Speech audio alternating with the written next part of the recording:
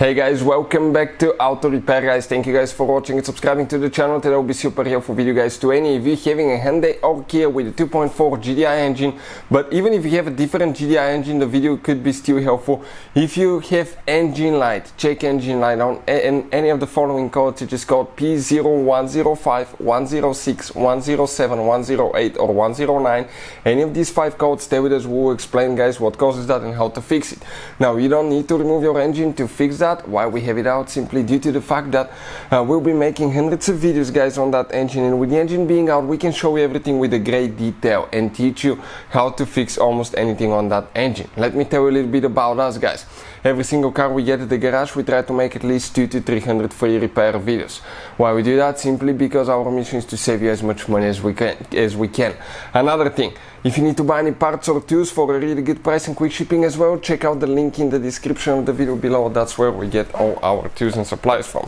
So with that being said, that's the engine that we have, 2.4 Gdi. Many of you have been asking us about the diagnostic tool that we use and what we recommend.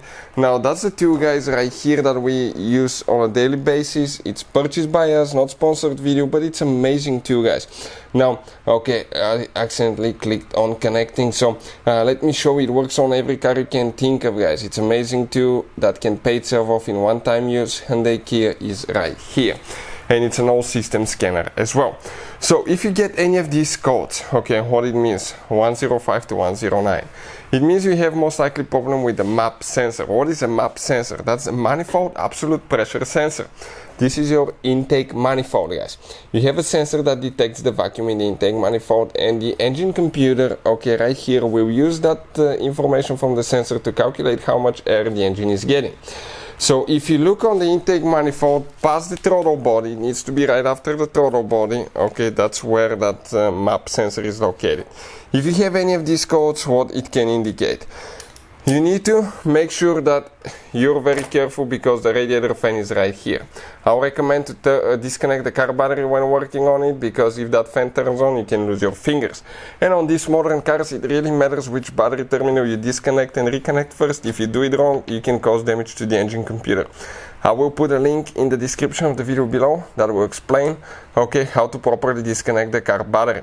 Now if you have any of these codes, it can indicate problems with the wiring harness. Make sure that the wires are in good condition, not loose. Sometimes people will not install that mount and they can be caught by the fan.